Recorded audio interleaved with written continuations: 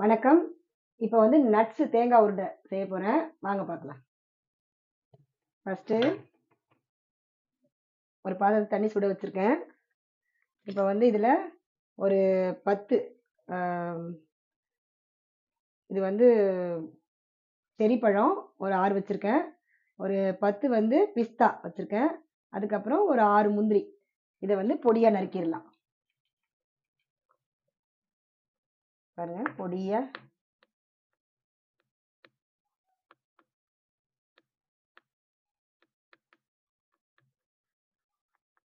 இது அப்படியே கொஞ்சம் குட்டி குட்டி சைஸ்க்கு இப்படி நறுக்கி வச்சிடுறேன். இது ஆவியில வேகிற உருண்டை. இதுக்கு மெயின் தேங்காய் தான். இதே மாதிரி 10 பிஸ்தா பருப்பு, அதையும் கொஞ்சம் பொடியா கட் பண்ணிக்கலாம்.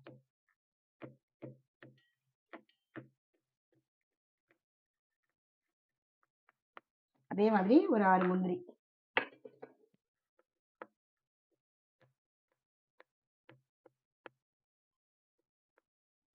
இது வந்து குழந்தைங்க நல்லா விரும்பி சாப்பிடுவாங்க. நல்லா டேஸ்டாகவும் இருக்கும்.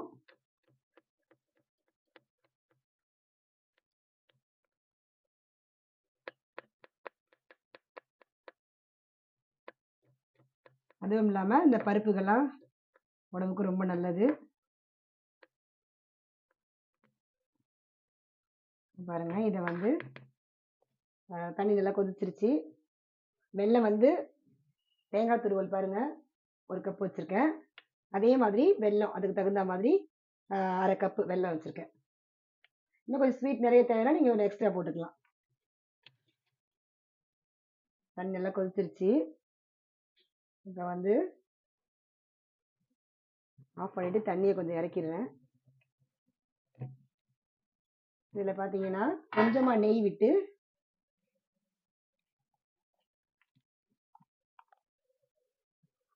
ஒரு 2 ஸ்பூன் அளவுக்கு நெய் விட்டுறேன்.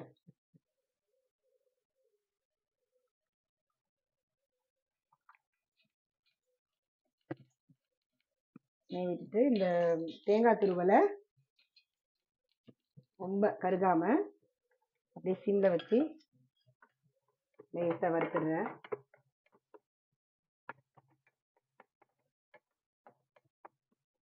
கருகக்கூடாது, கருகாம லேசாக சிம்ல இப்படி வறுத்துடணும்.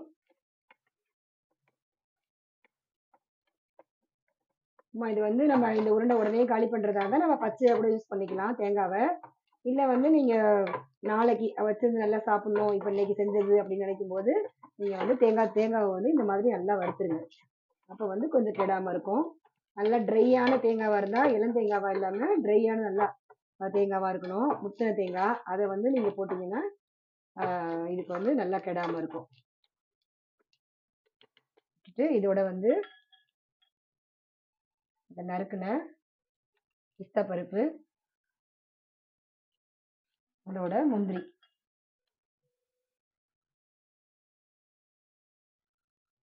இதையும் சேர்த்து லேசா ஒரு வறுவல் வறுத்துக்கலாம். அதோட நம்ம வந்து ஏலக்காய் தூள்,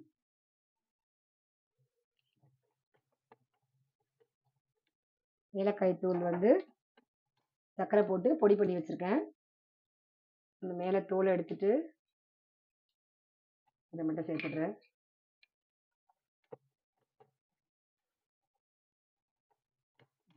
இதை ஆஃப் பண்ணிடலாம். இப்போ பார்த்தீங்கன்னா நம்ம வந்து மாவை ரெடி பண்ணிக்கலாம்.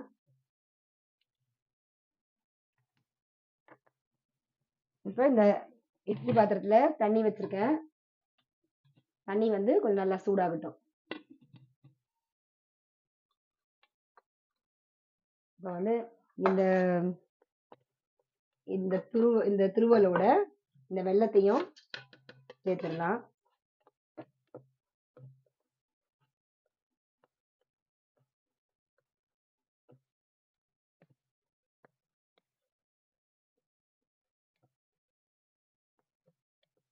பாருங்க இந்த துருவலோட இந்த வெல்லத்தையும் சேர்த்தாச்சு. இப்போ இதுல கொஞ்சமா ஒரு பிஞ்ச் அளவுக்கு லைட்டா உப்பு. இது நல்லா இப்படி பிசைஞ்சு இங்க பாருங்க ஆறிடுச்சு. ஆறின உடனே நான் கையில இதை பிசைகிறேன்.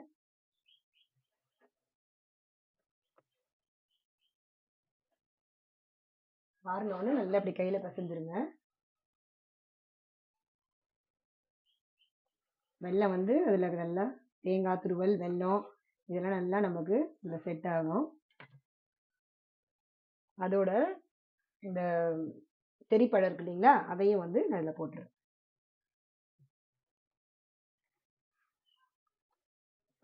பாருங்க, இதை வந்து இந்த கலவையை இது நல்லா உருண்டைக்குள்ள நம்ம இதை வைக்க போறோம். அதனால உருண்டை எந்த அளவுக்கு பிடிக்கிறீங்களோ அந்த அளவை விட கொஞ்சம் கம்மியா வந்து இந்த இந்த உருண்டை பிடிச்சி வச்சுக்கணும்.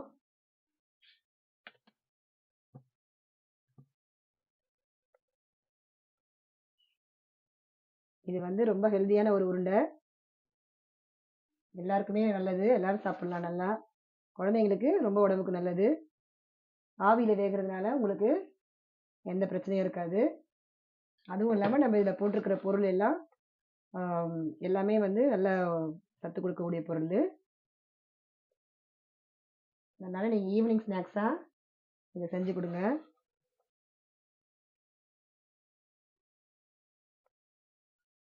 இப்போ வந்து மாவு மட்டும் ரெடி பண்ணணும். உருண்டையை ரெடி பண்ணிட்டு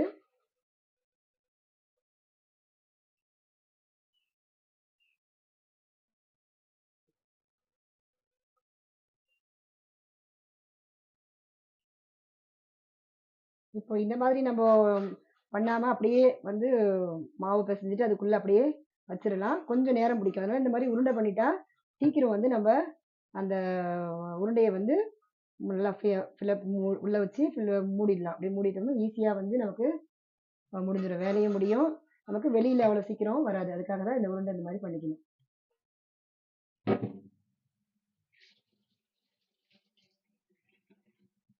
பாருங்க, இந்த உருண்டையை பண்ணி வச்சுட்டேன் தட்டில். இப்போ வந்து ஒரு இந்த கப்பில் ஒரு கப்பு அரிசி மாவு எடுத்திருக்கேன். ஒரு பவுலில் போட்டேன். இதுலேயும் வந்து லைட்டாக ஒரே ஒரு பிஞ்சு உப்பு. மாவை நல்லா அப்படி கலந்துட்டு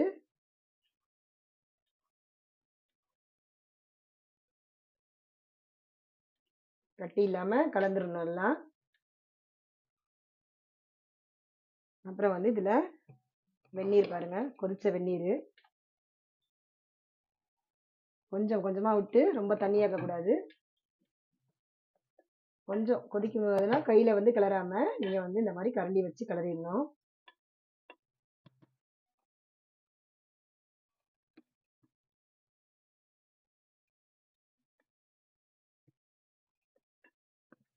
எவ்வளோ தண்ணி பிடிக்குதுன்னு கரெக்டாக திட்டமாக பார்த்து ஊற்றணும். ரொம்ப ஊற்றிட்டீங்கன்னா குழ குழன்னு ஆயிரும்.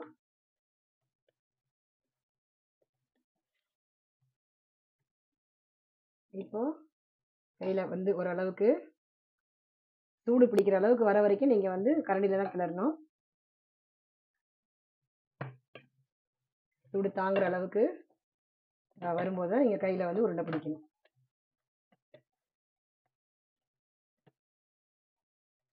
இது எவ்வளோ தண்ணி குடிக்குது பாருங்க. அதனால பார்த்து கொஞ்சம் கொஞ்சமாக விட்டு நீங்கள் வந்து இந்த மாவை ரெடி பண்ணிக்கணும்.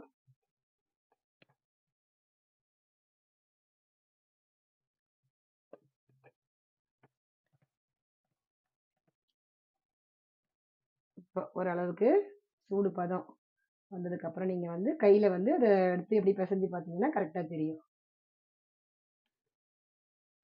பாருங்க, நல்லா சூடாக தான் இருக்குது. அதனால் நீங்கள் வந்து ஜாக்கிரதையாக பிடிக்கணும்.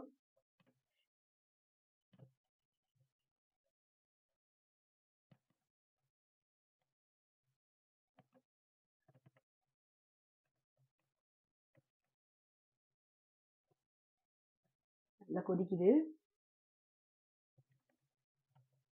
அதனால் வந்து நீங்கள் அவசரப்பட்டு கை வச்சு பிசையாதீங்க.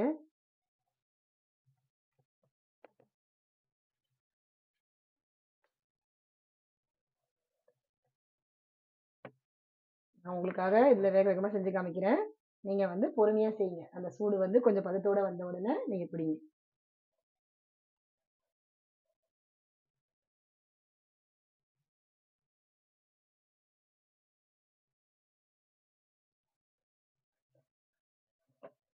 நல்லா வந்து சப்பாத்தி மாவு பதத்துக்கு கொஞ்சம் கெட்டியா நல்லா சூடு.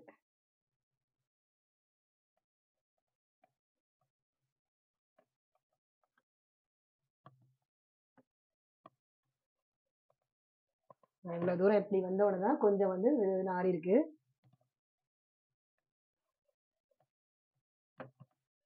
இது நம்ம நல்லா அந்த சுடு தண்ணி ஊற்றி நல்லா பிசைஞ்சிட்டதுனால நமக்கு ஒரு 7 நிமிஷம் அந்த மாதிரி வெந்தா போதும். ரொம்ப தூரம் ரொம்ப நேரம் வேக வைக்க வேண்டியதில்லை. 7 நிமிஷம் 10 நிமிஷத்துக்குள்ள எடுத்துடலாம். 7லேருந்து 10 நிமிஷத்துக்குள்ள. என்கிட்ட இதுலேயே நம்ம சுடு தண்ணிலேயே நல்லா இந்த மாவு வந்து பாதி வேக்காடு வெந்தா கூட நல்லா பிசைஞ்சுக்கிறோம்.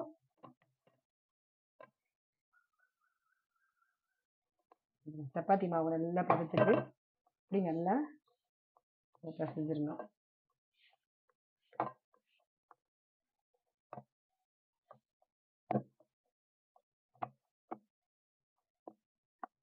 கெட்டியாக வந்துருச்சுங்களா? இப்போ வந்து நம்ம இதை வந்து உருண்டை வடிவில் அந்த உருண்டை உருட்டுறதுக்கு விட கொஞ்சம் பெருசாக நம்ம உருட்டினாதான் அதை உள்ளே வச்சு மூட முடியும்.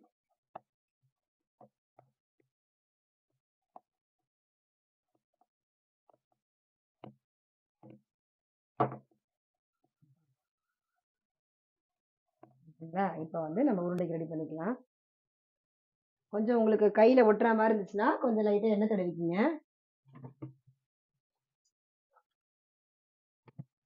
தண்ணி நல்லாவே கொதிச்சிருச்சு. இதில் வந்து இந்த உருண்டைகளை வாழை இலை வச்சுருக்கேன் நான். அது வந்து தனித்தனியாகவும் நம்ம வந்து டைம் இருந்ததுன்னா ஒரு உருண்டைக்கு நம்ம வந்து கட்டி வைக்கலாம், நல்லாயிருக்கும். இப்போ டைம் இல்லாததுனால நான் வாழை இலையில் போட்டுட்டு, ரொம்ப நல்லது வாழை இலை, அதனால் வந்து வாழை இலை மேலே வச்சு சாப்பிடும்போது ஒரு நல்ல சத்து கிடைக்கும். அதுவும் இல்லாமல் டேஸ்ட்டாகவும் நல்லாயிருக்கும். அதுக்காக வாழை இலை வச்சுருக்கேன். பாருங்கள், இந்த உருண்டை அளவை விட கொஞ்சம் அதிகமாக எடுத்துக்கணும். உங்களுக்கு கையில் கொஞ்சம் ஒட்டுற மாதிரி இருந்துச்சுன்னா நீங்கள் வந்து எண்ணெயை தடவிடுங்க, இல்லைன்னா எண்ணெய் வேண்டியதில்லை. நல்லா கொஞ்சம் வச்சு உள்ளங்கையில் நல்லா குழி, என்கிட்ட அது உருண்டை பண்ணுறோம் இல்லையா, அதனால் அது உள்ளே வைக்கணும். அதில் உருண்டையை இந்த கூடை மாதிரி இப்படி பண்ணிக்கிங்க. உங்களுக்கு செய்ய செய்ய நல்லா வந்துடும். ஃபஸ்ட்டு ஒன்று அப்படி இருக்கும், அதுக்கப்புறம் உங்களுக்கு கரெக்டாக பாருங்கள் இந்த மாதிரி கூடை வடிவில் வந்துச்சுங்களா? இதை வந்து கொஞ்சம் நல்லா குழியாகவே செஞ்சுக்கணும். வந்துட்டு ஒரு உருண்டை எடுத்து இதில் வச்சு அப்படியே நல்லா, அவ்வளோதான். பாருங்கள், இப்போ இந்த ஷேப் வந்து உங்களுக்கு ரவுண்டாகவும் நீங்கள் பண்ணிக்கலாம், இல்லை இப்படி இந்த மாதிரி ஒரு என்ன சொல்கிறது, ஒரு காய் இந்த மாதிரி இருக்கும் இல்லைங்களா, அந்த மாதிரி காய் மாதிரியும், இல்லை தக்காளி வடிவிலையும் இப்படி நீங்கள் வந்து செஞ்சுக்கலாம். நம்ம பார்த்தா காய் மாதிரி தெரியுது பாருங்க, இப்படி அது தக்காளி வடிவில் இப்படி வந்து நீங்கள் கூரா வச்சு அழகாக வச்சுக்கலாம். இந்த பாருங்க இப்படி வச்சுருங்க. இன்னொன்று எடுத்துக்கலாம்.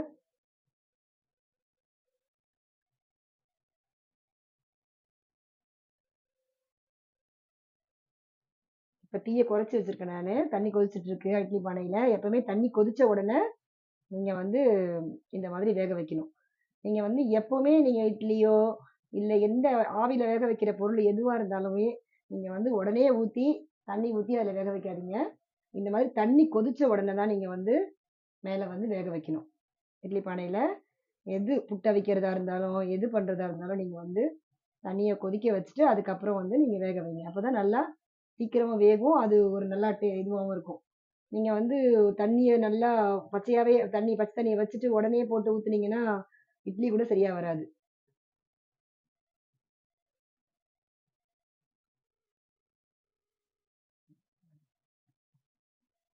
நல்லா உருண்டை வடிவிலே நீங்கள் செய்யணும்னாலும் செஞ்சுக்கலாம். நான் வந்து இப்படி செஞ்சு காமிக்கிறேன். இந்த மாதிரி ஒரு வடிவில் அழகாக செய்யும்போது குழந்தைங்க ஆசைப்படும். அச்சு இருக்கு இல்லைங்களா? இதே மாதிரி அச்சு எல்லாம் கூட இருக்குல்ல.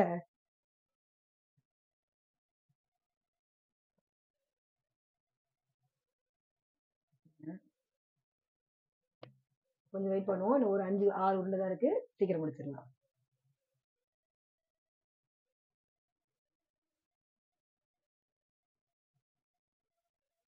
நல்லா குழந்தைங்களுக்கு பசி நேரத்துக்கு நல்லா சாப்பிடுவாங்க. அதுவும் இல்லாம எப்பவுமே நம்ம வந்து எண்ணெயில பண்ணி கொடுக்குற பொருளை விட வந்து உங்களுக்கு ஆவியில வேக வச்சு சாப்பிட்டீங்கன்னா எதுக்குமே ரொம்ப நல்லது. நம்ம வந்து டேஸ்ட்டுக்காக அதுக்காகவும் வந்து நம்ம எண்ணெய் பண்டத்தை நிறைய யூஸ் பண்றோம். ஆவியில வேக வச்சு சாப்பிடும்போது தான் நம்மளுக்கு வந்து எந்த இதுவும் பயம் இல்லாம சாப்பிடலாம்.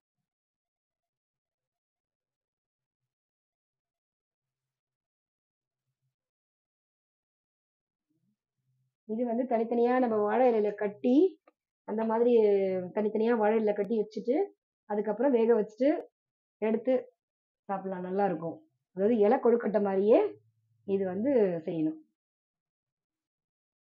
நம்ம வாழை இலை தானே இல்லை, நம்ம வீட்ல எந்த நல்ல பொருளால அதாவது நல்ல எந்த இலையா இருந்தாலும் அதாவது ஒரு நல்ல இலையா இருக்கணும். அந்த இலையெல்லாம் கொண்ட மற்ற இதெல்லாம் நம்ம போடக்கூடாது.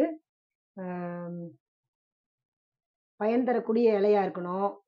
கெடுதல் இல்லாத இலையா இருந்ததுன்னா நம்ம வந்து கழுவிட்டு இதே மாதிரி வந்து யூஸ் பண்ணிக்கலாம். நீங்க பாருங்க, அழகா பிடிக்கிறது கூட லேர் ஆகாது. இப்போ நம்மளுக்கு அந்த மாவு பதம் வந்துச்சுன்னா நீங்க வந்து டக்குன்னு பிடிச்சிடலாம். இது ரொம்ப நேரம் பிடிக்காது.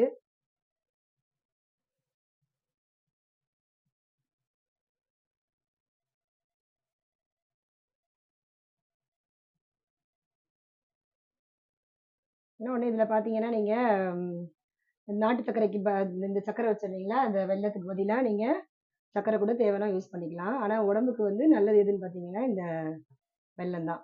வெல்லம், நாட்டு சர்க்கரை இது யூஸ் பண்ணால் நல்லாயிருக்கும். இல்லை அப்படி இல்லாத பட்சத்தில் நீங்கள் வந்து சர்க்கரை சேர்த்துக்கலாம் தாராளமாக. ஆனால் சர்க்கரை சேர்க்கும்போது கொஞ்சம் வந்து ரொம்ப தண்ணியாக இல்லாமல் உள்ள இந்த மாதிரி உருண்டை பிடிக்கும் போது நல்லா வரணும்ல, அதனால வந்து கரெக்டான பதத்துக்கு சர்க்கரை எடுத்துக்கணும்.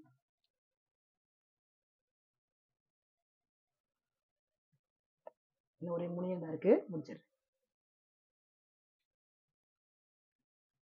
ஆனால் ஸ்டஃபிங் நல்லா அந்த உள்ள வச்ச உருண்டைக்கு வந்து பெருசாக இருந்ததுன்னா நீங்கள் இன்னுமே கொஞ்சம் பெருசாக கூட இது பண்ணிக்கலாம். என்கிட்ட அது ஆவியில் வேறதுனால வெந்துடும். ஒரு 10 நிமிஷம் வெயிட் பண்ணால் சீக்கிரம் வெந்துடும்.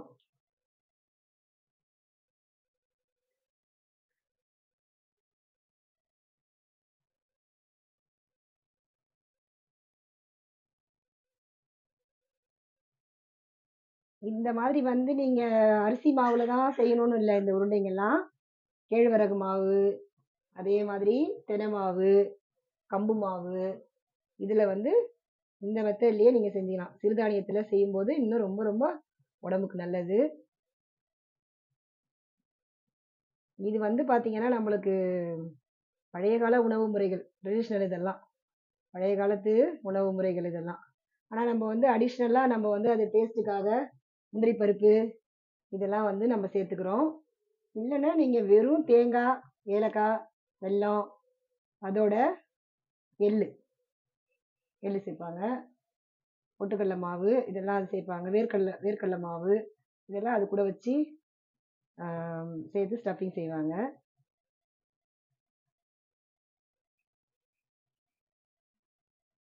இன்னும் ஒன்று இருக்குது.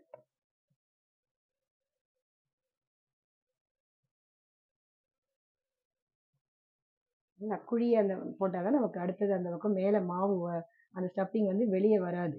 இல்லைன்னா நம்ம ஆவியில் வேகும்போது வெண்ணெய் வந்து வெளியில் வந்துடும். அதனால கரெக்டாக குழி மாதிரி நல்லா பண்ணிவிட்டு வச்சு மூடிக்கணும். அவ்வளோதான், எல்லா உருண்டையும் முடிஞ்சிருச்சு.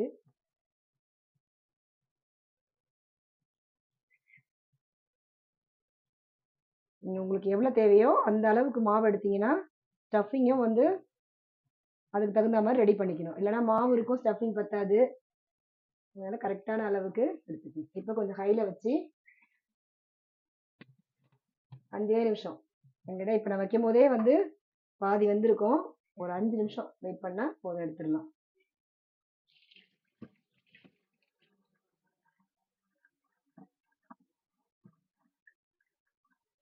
இதெல்லாம் குழந்தைங்களுக்கு நிறைய பேருக்கு தெரியாது இந்த உருண்டைங்க. நீங்க செஞ்சு கொடுக்கும்போது நல்லா சாப்பிடுவாங்க. வீட்டில் செஞ்சு கொடுக்கும்போது நல்லா சாப்பிட ஆரம்பிப்பாங்க. அது நம்ம எது கேட்டாலும் கடையிலேயே வாங்கி கொடுத்ததுனால அவங்களுக்கு வந்து இது செஞ்சு கொடுத்தாதான் இதோட டேஸ்ட் எப்படி இருக்கும், அது உடம்புக்கு நல்லது அப்படின்னு சொல்லி கொடுக்கும்போது அவங்களுக்கு தெரியும். அதுவும் இல்லாம நம்மளுக்கு எதுவுமே சிரமப்பட்டு இது வாங்க போறது கிடையாது. அதனால எல்லாமே வந்து பச்சரிசி மாவு இருந்தா போதும். இந்த சிறுதானியத்துல பண்ணும்போது தெனை, கம்பு, அப்புறம் என்ன குதிரைவாளி இந்த மாதிரி அந்த மாவு இருந்தாலே அதில் செஞ்சிடலாம். கேழ்வரகு இதெல்லாமே அது மாதிரி போட்டு இதே மாதிரி பதத்தில் தண்ணி வந்து ரொம்ப அளவு விடாமல் கரெக்டான பதத்துக்கு செஞ்சுட்டு நீங்கள் இது பண்ணிக்கலாம். இன்னும் கேட்டிங்கன்னா நம்ம அந்த நெய் எதுக்கு போட்டு வறுக்கிறோம்னா நல்லா ஒரு வாசனையாகவும் இருக்கும், டேஸ்ட்டாகவும் இருக்கும். அதுக்காக தான் அந்த நெய் போட்டு வறுக்கிறது. இல்லைன்னா நீங்கள் வந்து வெறுமனே கூட இளவு சூட்டில் கடாயை வச்சு முந்திரி பருப்பையும் அதையும் லேசாக வறுத்துட்டு தேங்காய் துருவலையும் லேசாக வறுத்துட்டு வெள்ளத்தை போட்டு ஏலக்காய் போட்டு அப்படியே நீங்கள் மிக்ஸ் பண்ணிங்கன்னா உங்களுக்கு வந்துடும். டேஸ்ட்டுக்காகவும் ஒரு நல்ல டேஸ்ட்டுக்காகவும் ஒரு வாசனைக்காகவும் தான் நான் வந்து அது நெய் சேர்த்துருக்கேன். அது இல்லைனாலும் நீங்கள் பரவாயில்ல, தனியாக செய்யலாம். அது இல்லாமல் செய்யலாம். 5 நிமிஷம் வெயிட் பண்ணுவோம், எடுத்துடலாம். இப்போ கொஞ்சம் நேரம் மாதிரி தெரியும் உங்களுக்கு. இந்த வாழை இலையில நல்லா இன்னும் கொஞ்சம் மூடி அந்த வச்சு ஒரு நூல் வச்சு கட்டிட்டு தனித்தனியாக வச்சுட்டிங்கன்னா இன்னும் சூப்பராக இருக்கும். அது உள்ள அதில் வெந்து அதனுடைய சத்தெல்லாம் வந்து நீங்கள் அதில் கிடைக்கும். நம்மளுக்கு வாழை இலையில உள்ள நியூட்ரிஷன் வந்து நமக்கு அதில் அந்த உருண்டைக்கு போயிடும். அதனால வந்து நீங்கள் அந்த மாதிரி டைம் இருக்கும்போது செய்யுங்க, சூப்பராக இருக்கும். ஆனால் வாழை இலை வந்து கொஞ்சம் மடங்காது. நீங்கள் என்ன செய்யணும், லேசாக வந்து இந்த சூட்டில் வாட்டிடணும். சூட்டில் வந்து இப்படி வச்சு அந்த சூட்டு மேலே அப்படி நல்லா அப்படி சூடு தனியாக கொஞ்சம் அப்படியே இலை சூட்டில் அப்படியே வச்சு வச்சு வச்சு எடுத்துட்டு நீங்கள் கட் பண்ணி உருண்டை எவ்வளோ சைஸ் கட் போடுறீங்களோ அந்த சைஸ் அளவு கட் பண்ணிக்கணும். கட் பண்ணிவிட்டு இலையை அப்படியே கரெக்டாக கட் பண்ணி வச்சுட்டு அந்த உருண்டையை வச்சு 4 பக்கமும் அப்படி வச்சு மடித்து கட்டிடணும். அப்படி கட்டினீங்கன்னா ஈஸியாக மடங்கும். இல்லைனா வந்து வாழையில ஸ்டிஃபாக இருக்கும்ல, அந்த பக்கம் உடைஞ்சும் போது அந்த மாவுலாம் வெளியில் வந்துடும். அதனால் மடங்காத அளவுக்கு வராத அளவுக்கு நீங்கள் என்ன பண்ணணும், இதே மாதிரி நல்லா சூட்டில் வச்சு வச்சு இப்படி அந்த இலையை வந்து இப்படி வாட்டி எடுத்தீங்கன்னா உங்களுக்கு நல்லா வந்து கட்டுறதுக்கு வாட்டமாக இருக்கும். இதே மாதிரி தேக்கு இலை பண்ணலாம். அப்புறம் அரச இலை இருக்கு பார்த்தீங்களா, அது கூட செய்யலாம். அதில் வந்து பண்ணும்போது கொஞ்சம் பெரிய இலையா எடுத்துக்கணும். என்கிட்ட உருண்டை வந்து அந்த அளவுக்கு பிடிக்கும். இல்லை சின்ன சின்ன உருண்டையாக நீங்கள் இருந்தால் கூட அந்த இலை சைஸுக்கு சின்ன உருண்டையாக எடுத்து செய்யலாம். அது ரொம்ப நல்லது. சூடான பொருள் அந்த அரச இலையில போட்டு பொங்கல் கொடுப்பாங்க பாருங்க, அதெல்லாம் கோவிலெல்லாம் இந்து கோயிலெலாம் நல்லா அதில் போட்டு பிரசாதம் கொடுப்பாங்க. ரொம்ப அருமையாக டேஸ்ட்டாக இருக்கும் சாப்பிட்றதுக்கு. பொங்கல் நல்லா இல்லைனா கூட அந்த இலையில வச்சு சாப்பிட்றப்ப அந்த டேஸ்ட் வந்து ரொம்ப அருமையாக இருக்கும். அது வந்து உடம்புக்கும் ரொம்ப நல்லது. அதுக்குன்னே வந்து கோவிலில் பிரசாதம் மாதிரி கொடுத்து சாப்பிடுவாங்க. எல்லாரும் கட்டாயமாக கோவில் பிரசாதம் சாப்பிடணும் அப்படின்னு அதெல்லாம் கொடுப்பாங்க இந்து கோயிலில். அதெல்லாம் வந்து அறிவியல் ரீதியே பார்த்தீங்கன்னா அதெல்லாம் உடம்புக்கு ரொம்ப நல்லது. அந்த அரச இலை, அந்த காற்று ரொம்ப நல்லது. அந்த அரசருடைய அந்த அந்த சுற்றி வருவாங்க பாருங்க அந்த அரச மரத்தை, அந்த அரச இலையோட சுவாசிக்கும் போது நமக்கு ரொம்ப நல்லது உடம்புக்கு. அதுவும் இல்லாமல் இந்த இலையை வந்து அதில் சூடாக வச்சு நம்ம சாப்பிடும்போது இன்னொன்று அந்த பொங்கல் கொடுப்பாங்க. அதுக்கப்புறமா இப்போல்லாம் வந்து நிறைய கேசரி இதெல்லாம் வந்து நல்லா சூடாக பண்ணி இது மாதிரி வச்சு கப்பு வச்சு கொடுக்குறாங்க. அதில் ஒன்றுமே இல்லை, வேறு வழி இல்லாமல் அதை வாங்கி எல்லாம் சாப்பிட வேண்டியதாக இருக்குது. பிளாஸ்டிக் இது மாதிரி வச்சுட்டு அதில் கொடுக்குறாங்க. அதெல்லாம் ரொம்ப கெடுதல். அதில் இல்லாமல் இந்த மாதிரி அப்போ உள்ள முறையில் கொடுத்து கொடுத்து பண்ணாங்கன்னா ரொம்ப நல்லது, எல்லாருக்கும் உபயோகமாக இருக்கும். சாப்பிட்றவங்களுக்கும் நல்லது. அது அது அந்த மாதிரி வந்து அதனுடைய நியூட்ரிஷன் நமக்கு உள்ளே போகும் இல்லைங்களா. கொடுக்குறவங்களுக்கும் வந்து செலவும் கம்மியாக இருக்கும். உங்களுக்கு அந்த கப்பெல்லாம் வாங்குறத விட செலவு ரொம்ப கம்மி. சாப்பிட்றதுக்கு நமக்கும் நமக்கும் உடம்புக்கு நல்லது. அதெல்லாம் பார்த்து கொடுத்தாங்கன்னா ரொம்ப நல்லாயிருக்கும். அது சில பேர் வந்து சில கோயிலில் பண்ணுறாங்க, ஆனால் வந்து அது வேறு மாதிரி ஒரு தொன்னை மாதிரி ரெடி பண்ணுறாங்க. அது அது அது கூட நல்ல, அது பரவாயில்ல, எவ்வளோ பரவாயில்ல. பிளாஸ்டிக் கப்புங்களுக்குன்னா அந்த தொன்னை மாதிரி ரெடி பண்ணி அந்த இதில் கொடுக்கும்போது அது என்ன இலைன்னு தெரியல, இலையா அந்த வேற எதுன்னு தெரியல, அது அது பரவாயில்ல எவ்வளோ. பிளாஸ்டிக்கு இந்த மாதிரி இது கொடுக்குறப்ப தான் ரொம்ப சூடானது போட்டு கொடுக்கும்போது ரொம்ப கஷ்டமா இருக்கு. அதெல்லாம் ரொம்ப ரொம்ப கெடுதல். அதனால நீங்கள் அரசை இந்த மாதிரி சொல்ல பாருங்க, முடிய மாதிரி கிடச்சிச்சின்னா நீங்கள் வந்து இதே மாதிரி சின்ன பொருளை வச்சு செஞ்சு சாப்பிட்டு பாருங்க, ரொம்ப நல்லது. இப்போ இதை எடுத்துறேன், நான் ஆஃப் பண்ணிட்டேன். என்கிட்ட சொன்ன பாருங்க, ஏற்கனவே வேக்காட்டிலே வெந்துருச்சு நல்லா. இப்போ செய்யும்போது கரண்டி வச்சு எடுக்கலாம். பாருங்க இந்த வாழை இலையில எவ்வளவு அருமையா இருக்கு பாருங்க. வாழை இலையும் நல்லா அப்படியே வதங்கி வந்துச்சு.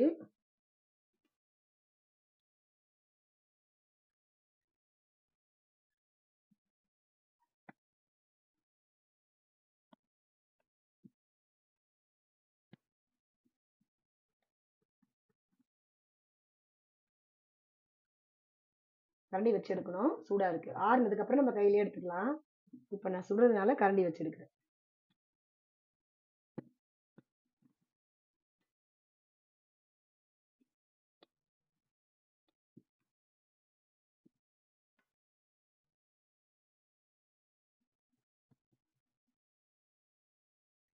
சூப்பரா எல்லா உருண்டையும் ரெடி ஆயிடுச்சு. இந்த வேக்காடு போதும், ரொம்ப வேக்காடு தேவையில்ல. இங்க பாருங்க, நட்ஸ் தேங்காய் உருண்டை சூப்பரா ரெடி ஆயிடுச்சு. இதே மாதிரி இந்த ரெசிபியை நீங்களும் செஞ்சு பாருங்க. பாருங்க சூப்பரா வந்துச்சுங்களா? எங்க சேனலை ஃபர்ஸ்ட் பார்க்குறீங்கன்னா சப்ஸ்கிரைப் பண்ணிக்கோங்க.